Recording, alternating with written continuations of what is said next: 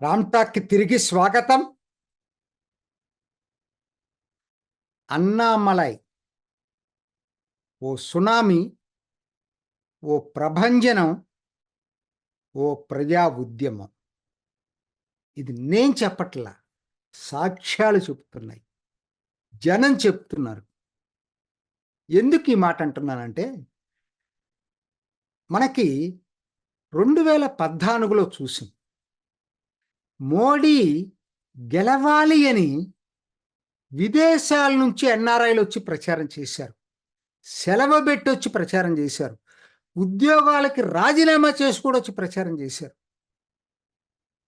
గుజరాత్లో గెలుస్తాడని తెలుసు, వారణాసిని ప్రచారం చేశారు.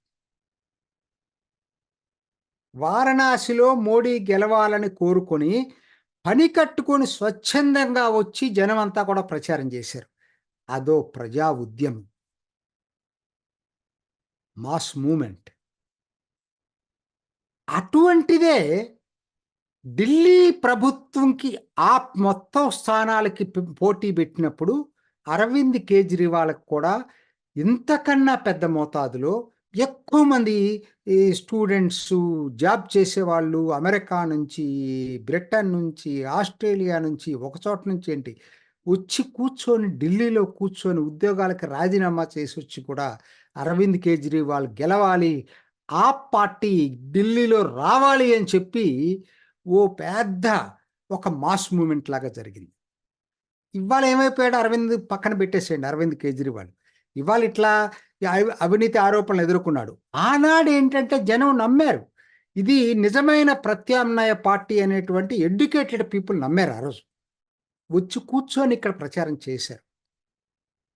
అదొక మహా ఉద్యమం.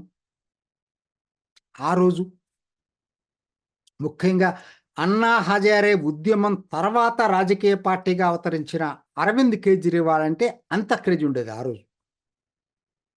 తిరిగి ఈరోజు 2024 కోయంబత్తూర్, వారణాసి అయిపోయింది, ఢిల్లీ అయిపోయింది. ఇప్పుడు కోయంబత్తూర్కి అన్ని చోట్ల నుంచి కూడా దిగుతున్నారు, వేల మంది అండి. అసలు ఏంటంటే జనంలో అట్లా ఉంటుంది. అంటే ఒక్కటి నాకు అర్థమవుతుంది, ఇవాళ కూడా వీళ్ళందరూ ఎక్కడి నుంచి వస్తున్నారు? అమెరికా నుంచి వస్తున్నారు, గల్ఫ్ నుంచి వస్తున్నారు, యూకే నుంచి వస్తున్నారు. ఒక ఆవిడ ఇంటర్వ్యూ చూశాను, ఆవిడ జాబ్కి రాజీనామా చేసి వచ్చింది. గెలవాలి అన్నామలై ఎట్లయినా సరే. అంటే ఎందుకని జనం ఇట్లా ఆలోచిస్తున్నారు? ఆ రోజు మోడీని గురించి, అరవింద్ కేజ్రీవాల్ గురించి, ఇవాళ అన్నామలైని గురించి అంటే ఒక్కటి వాస్తవం అండి. జనంని మనం hats off to the people. ఎందుకంటే వాళ్ళు ఎక్కడెక్కడైతే నిజాయితీ ఉంటుందో, ఎక్కడైతే ఈ వ్యక్తులు మార్పుకి చిహ్నమని నమ్ముతారో అటువంటి వ్యక్తులకు మద్దతు ఇవ్వటానికి ఏ త్యాగానికైనా వెనకాడరండి జనం. అదే గుర్తు దానికి, వేరే ఇంకేం లేదు కారణం. ఎందుకంటే నిజాయితీ అయినా ఒకటి, ఆయన ఐఐఎం, ఐఐటి చేసినటువంటి వ్యక్తి, ఐపీఎస్ పాస్ అయినటువంటి వ్యక్తి. అటువంటి వ్యక్తి ఉద్యోగానికి రాజీనామా చేసి రాజకీయాలను మారుస్తామని చెప్పి రావటం, అతను జనాలకు కనెక్ట్ కావటం, మాట్లాడేది ఎన్సైక్లోపీడియా, ఏ సబ్జెక్ట్ అయినా అనర్గళంగా మాట్లాడగలగటం. అసలు ఇవన్నీ కూడా కనెక్ట్ అయిపోయారు జనం. ఎలాగైనా ఈయన్ని గెలిపించుకోవాలి అనే దీంతోటి తండోపతండలుగా వస్తున్నారట. అసలు అర్థం కావట్లేదు ఎవరికి. పీపుల్ ఫర్ అన్నామలై అనే స్వచ్ఛంద సంస్థ మొదలైంది ఇప్పుడు. People for Annamalai, PFA. అంటే ఈ కొత్త ఏం కాదండి, అరవింద్ కేజ్రీవాల్ అప్పుడు కూడా ఇట్లానే ఉండేది, ఇదే పద్ధతి ఉండేది. అంటే జనంలో అలా ఉంటుందండి, ఆ ఉత్సాహం అలా ఉంది. ఎందుకంటే అన్నామలై అంటే ఇవాళ అదొక కల్ట్ అయిపోయింది. ఇవాళ అదివరకు వాళ్ళిద్దరికి ఎట్లయితే కల్ట్ అయిందో ఇవాళ అటువంటి, అంటే ఒక విధంగా దీన్ని ఏమనాలంటే ప్రజాస్వామ్యం దీనివల్లనే బతుకుంటుందండి. జనం ప్రజాస్వామ్యాన్ని బతికించడానికి ఏ స్థాయికైనా వెళ్తారనేది ఇది క్లియర్గా అర్థమైపోతుంది. యాక్చువల్గా కోయంబత్తూరు లోక్సభ అందరూ అనుకుంటున్నట్టు అది మొత్తం పట్టణ లోక్సభ కాదు. మొన్నే అన్నామలై చెప్తున్నాడు ఒక ఇంటర్వ్యూలో, 50% అర్బన్ ఓటర్స్ అక్కడ, 50% రూరల్ ఓటర్స్. అంటే ఒక విధంగా ఇది పట్టణ ఓటర్లు, గ్రామీణ ఓటర్లు సమాంతరంగా ఉన్నటువంటి నియోజకవర్గం. టెస్టింగ్ ఫ్యాక్టర్ ఇది. దాంట్లో ఇద్దరు సమంగా ఆదరిస్తేనే అన్నామలై గెలుస్తాడు. అదే కాదండి, దీంట్లో ఇంకొక ముఖ్యమైన ఏంటంటే ఇది ఎలక్ట్రిఫైయింగ్ ఫ్యాక్టర్. అన్నామలై అక్కడ పోటీ చేయటం అనేది ఒక్క కోయంబత్తూరు కాదండి, దాని ఇంపాక్ట్ ఎలా ఉంటుందంటే ఆ చుట్టుపక్కల ఉన్న అన్ని నియోజకవర్గాల మీద పడుతుందండి. తిరుపూర్, ఈరోడ్, పొల్లాచి, దిండిగల్, ఈవెన్ నీలగిరి, కరూర్ ఒకటి కాదు. ఒకనాడు ఇది బీజేపీ అభ్యర్థులు, బీజేపీ ఎలియన్స్లో ఉన్న అభ్యర్థులకి ఊత ఇవ్వబోతుంది కోయంబత్తూరులో అన్నామలై పోటీ. ఇదే జరగబోతుంది ఇప్పుడు. అయితే ఏమిటి ఇది? ఇదొక, నేను చెప్తున్నాను, ఇదొక ఇంత క్రేజ్ వచ్చిన తర్వాత జనం నెత్తిన పెట్టుకుంటున్నారండి. ఇది వాళ్ళ ఈయనకే కాదండి, ఎవడు నిజాయితీగా పనిచేస్తే వాళ్ళకి ప్రజలు సిద్ధాంతాలతో సంబంధం లేకుండా కూడా మద్దతు ఇస్తారు. గుర్చేసుకోండి మీరు, అన్నాదురైకి అట్లానే ఉండేది తమిళనాడులో, ఎంజీఆర్కి అట్లనే ఉండేది, జ్యోతిబాసు పశ్చిమ బెంగాల్ అట్లానే ఉండేది, ఒరిస్సాలో నవీన్ పట్నాయక్ అట్లానే ఉండేది.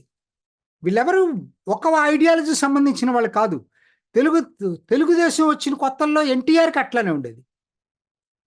2000 యోగి ఆదిత్యనాథ్ రెండోసారి పోటీ చేసినప్పుడు యోగి ఆదిత్యనాథ్కి అట్లానే వచ్చింది.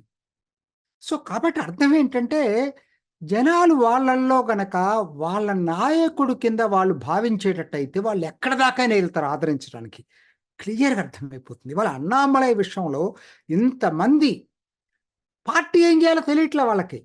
10,000 మంది వచ్చి కూర్చుంటున్నారు అక్కడ. కూర్చొని ఎలా వాళ్ళని ఎక్కడ ముడుచుకోవాలి చెప్తుంది పార్టీ. మీరు బాబు కోయంబత్తూరు కాదు మిగతా నియోజకవర్గాల్లో కూడా వెళ్ళమని చెప్తుంది. కానీ వాళ్ళకి మీరు ఎన్నని చెప్పండి, వాళ్ళకి ఎట్లా ఉంటుంది? మా అన్నామలై కోసమే సెలవు పెట్టుకుని వచ్చాం, ఇక్కడ మేము అన్నామలై కోసమే పనిచేస్తాం అనే దీంట్లో ఉంటున్నారు. వాళ్ళని ఎలా ఉపయోగించుకోవాలో పార్టీకి తెలియట్లా. అంత సమర్థత కూడా పార్టీకి ఉండాలి. అది మూమెంట్ ఇవాళ నడుస్తూ ఉంది. అసలు సోషల్ మీడియా చూస్తే ఎట్లా ఉంది? అసలు ఫ్యూచర్ సీఎం అనేది అసలు ప్రతి వాళ్ళు చెప్తా ఉన్నారు సోషల్ మీడియాలో. కొంతమంది ఇంకా అడుగు ముందుకేసి ఫ్యూచర్ పిఎం అంటున్నారు అన్నామలైని. సో అంటే నేను తప్పు ఒప్పనేది కాదు, మూమెంట్ వచ్చినప్పుడు అలానే ఉంటుంది. వాళ్ళ యొక్క ఆవేదన, వాళ్ళ యొక్క భావన, ఆ భావోద్రేకాలు అలా ఉంటాయి. ఈ రోజుకి ఇవాళ కరెక్ట్గా చెప్పాలంటే ఇప్పటికైతే బీజేపీ పార్టీగా, ఎన్డీఏని పక్కన పెట్టండి, బీజేపీ పార్టీగా చెన్నై నగరంలో, కొంగునాడు, వెస్ట్రన్ తమిళనాడులో, దక్షిణ తమిళనాడులో మాత్రం ఖచ్చితంగా ఈ 2024 లోక్సభ ఎన్నికలు ప్రభావం చూపించబోతున్నాయి. అన్నామలై గెలుపు నల్లేరు మీద నడక లాంటిదే.